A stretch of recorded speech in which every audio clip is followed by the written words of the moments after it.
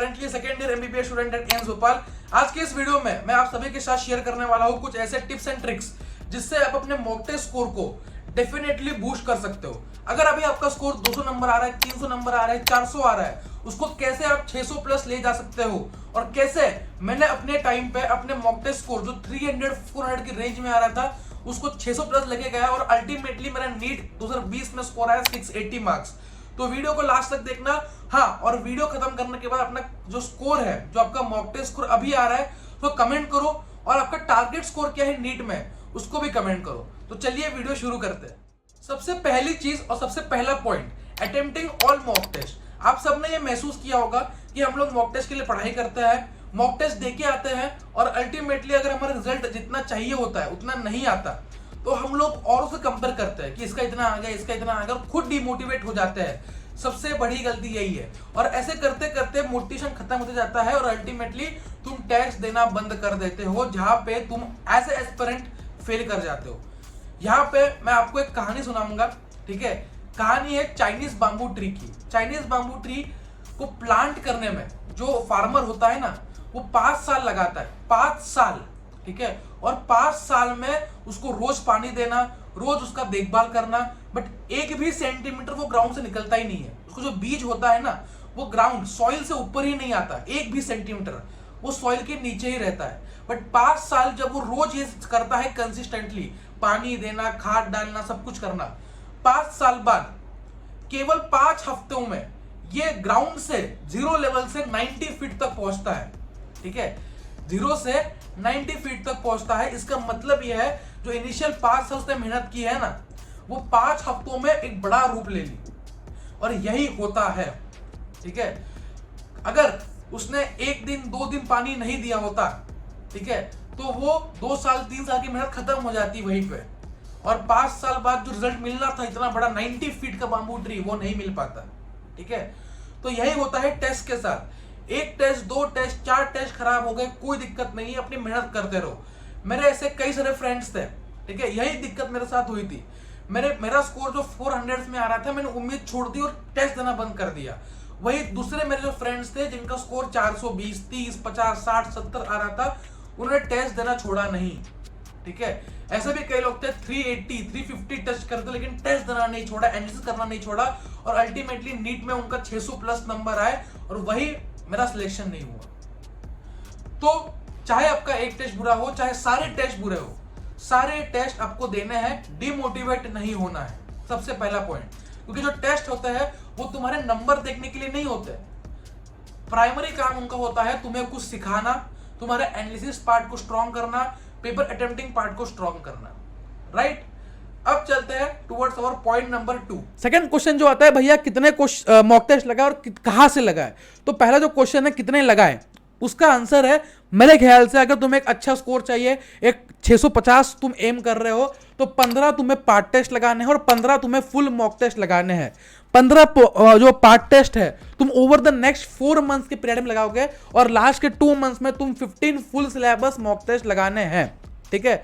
अब सेकेंड सवाल, भैया कहां से लगाए। देखो यार, जितने तुम वैरायटी ऑफ क्वेश्चंस करोगे, ठीक है, जितना वैरायटी ऑफ टेस्ट सीरीज करोगे उतना तुम्हें फायदा मिलेगा। एक तुम्हारी प्राइमरी टेस्ट सीरीज होनी चाहिए और उसके अलावा तुम बहुत सारे पेपर्स को रेफर कर सकते हो, और जितना पेपर एनसीईआरटी ओरिएंटेड होगा उतना तुम्हें नीट के बारे में अच्छा आइडिया मिलेगा, क्योंकि नीट भी एनसीईआरटी बेस्ड आएगा कंप्लीटली, ठीक है। ऐसी एक टेस्ट सीरीज है नीट अभ्यास कह के, जिसमें आपको 15 पेपर्स मिलने वाले होंगे, ऑफलाइन डिलीवर होंगे आपको और बहुत कम कॉस्ट में, ठीक है। ये टॉप एजुकेटर्स ने क्यूरेट की है, जिसमें आपको डाउट सॉल्विंग मिल जाएगा। अगर कोई क्वेश्चन आपको नहीं बनता है तो डाउट्स मिल जाएंगे, विद ओएमआर मिलेगा। सारे पेपर आपको दिख रहे होंगे, ऐसे सारे पेपर प्रिंट होके मिलेंगे, ठीक है, जिनको आप बैठ के ऑफलाइन मोड में घर में सॉल्व कर सकते हो। एक कंप्लीट शेड्यूल मिलेगा जिसके हिसाब से तुम अपना सिलेबस प्लान कर सकते हो, ठीक है। उसमें 13 माइनर टेस्ट है सिलेबस वाइज, ठीक है, उसको तुम सॉल्व करके एनालाइज कर सकते हो, कोई डाउट हो वो पूछ सकते हो, और क्वेश्चन एकदम एनसीईआरटी ओरिएंटेड, नीट ओरिएंटेड है, ठीक है।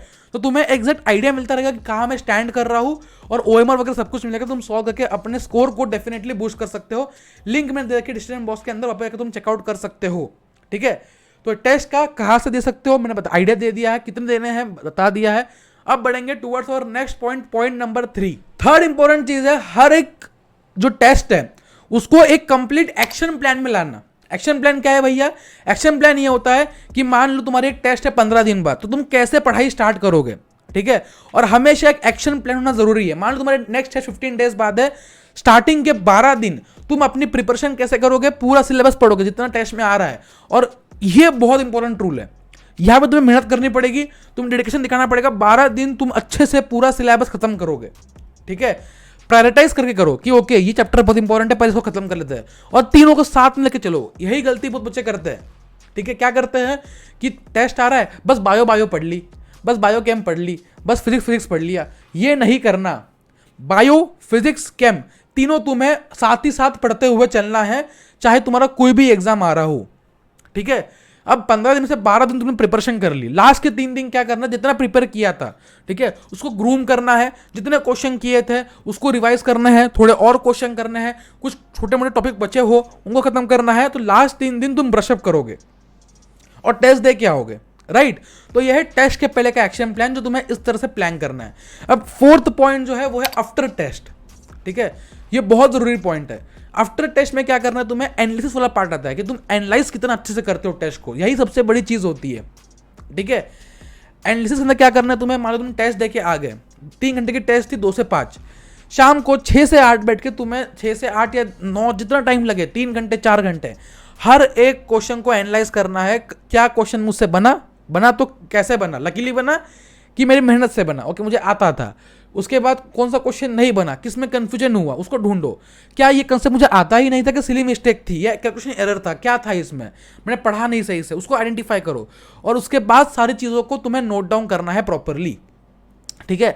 हर एक क्वेश्चन जो नहीं बना, चाहे वो फिजिक्स का हो, चाहे वो केमिस्ट्री का हो, चाहे बायोलॉजी का हो, नोट डाउन करना है, उससे तुम्हारी प्रैक्टिस बढ़ेगी, ठीक है। अब आता है टुवर्ड्स और लास्ट पॉइंट नंबर 5, जिसको हम लोग कहते हैं मिस्टेक कॉपी। कई लोग कहते हैं मैंने मिस्टेक कॉपी बना ली भैया, ठीक है। तो यहाँ पे मैं तुम्हारे साथ एक चीज़ शेयर करूंगा जो मैंने करी थी। होता है क्या ना, मिस्टेक कॉपी में बहुत सारी चीज़ें हो जाती है, कभी कॉपी खो जाती है, तो मैंने बनाई थी मिस्टेक फाइल। ये बहुत अच्छा कंसेप्ट मैंने सीखा था, जो एक मेरा IITM फ्रेंड था, उससे मैंने सीखा था ये। तो मिस्टेक फाइल में पता है क्या होता है कि मान लो तुम्हें क्वेश्चन पेपर छुड़ा के आए आज 2 से 5, ठीक है। उसी के पीछे तुमने 2-3 एक्स्ट्रा पेज चिपका लिए, तुमने बुक से पेज फाड़े, मिडल पेजेस जो होते हैं, ठीक है, वहाँ से तुमने पेजेस फाड़े, सारे सॉल्यूशंस को नोट डाउन किया, ठीक है। जितने क्वेश्चन तुमसे नहीं बने विद क्वेश्चन नंबर, इसमें क्या होता है तुम्हें क्वेश्चन लिखने की जरूरत नहीं है बुक के अंदर, क्योंकि उसको तुम विद पेपर सॉल्व कर रहे हो। घर पे आए, क्वेश्चन नंबर 3 नहीं बना फिजिक्स का, कोई क्वेश्चन था मोशन और काइनेमेटिक्स का, तुमने सॉल्व कर लिया अपने शीट के ऊपर, ठीक है। उन सारे शीट्स को तुमने कंपाइल किया, स्टेपल किया, किसके साथ, विद द क्वेश्चन पेपर। तो तुम्हारा क्वेश्चन पेपर है, उसके पीछे ही तुम्हारी मिस्टेक कॉपी है, समझ रहे हो। तो तुम्हें रेफर करने की जरूरत नहीं है, मतलब कि यार ये पेपर खोल रहे हो, वो पेपर खोल रहे हो, ये कौन से क्वेश्चन का आंसर है, तुम्हारे पास पेपर है, उसी का आंसर शीट पूरा पेपर पीछे छपा हुआ है, तुमने सॉल्व कर लिया एक बार, ठीक है, विद सॉल्यूशंस। तो यही तुम्हें करना है। ऐसे ही तुम हर पेपर करोगे, क्वेश्चन को सॉल्व करोगे और पीछे तुम चिपका दोगे, स्टेपल कर दोगे, और इस तुम्हारी फाइल बन जाएगी। मेरी फाइल है पड़ी हुई मेरे पास हॉस्टल के अंदर, एम्स में लाया हो, आपको दिखाऊंगा एक दिन। हर एक पेपर है, उसके ऊपर उसके स्टेपल किया हुआ आंसर शीट जो मैंने खुद बनाई है, लिख के कि ये क्वेश्चन रॉन्ग हुआ था, क्यों गलत हुआ, हर एक चीज़, ठीक है। इसी एक फाइल बनाओ ताकि तुम रिवाइज करने में तुम्हें आसानी हो लास्ट में, ठीक है। तो अगर आप इन सारी चीज़ों को फॉलो करते हो, डेफिनेटली स्कोर इंप्रूव होगा। थोड़ा सब्र रखना पड़ेगा, धीरे धीरे स्कोर इंप्रूव होगा। गलतियां सुधारो, बहुत बच्चे यही करते हैं, गलतियां ही नहीं सुधारते, स्कोर इंप्रूव नहीं होगा। प्रैक्टिकल टिप्स समझो, कोई स्टार्टिंग से टॉपर नहीं होता। टॉपर बनना है, कुछ एक्स्ट्रा ऑर्डिनरी एफर्ट लगाने पड़ेंगे, कुछ एक्स्ट्रा ऑर्डिनरी वर्क करना पड़ेगा, ठीक है। टेलीग्राम ग्रुप ज्वाइन कर लो यार, अथर्वा अग्रवाल ऑफिशियल। अगर आपको कोई भी और क्वेरी हो तो कमेंट डाउन करो, अपना स्कोर कितना आ रहा है, क्या तुम्हारा टारगेट है, कमेंट डाउन करो। एंड वीडियो को लाइक कर दो यार, बहुत लोग लाइक ही नहीं करते, लाइक कर दो। और क्या कंटेंट चाहिए ये बताओ, ठीक है। So let's meet in the next video, तब तक के लिए all the best and bye bye.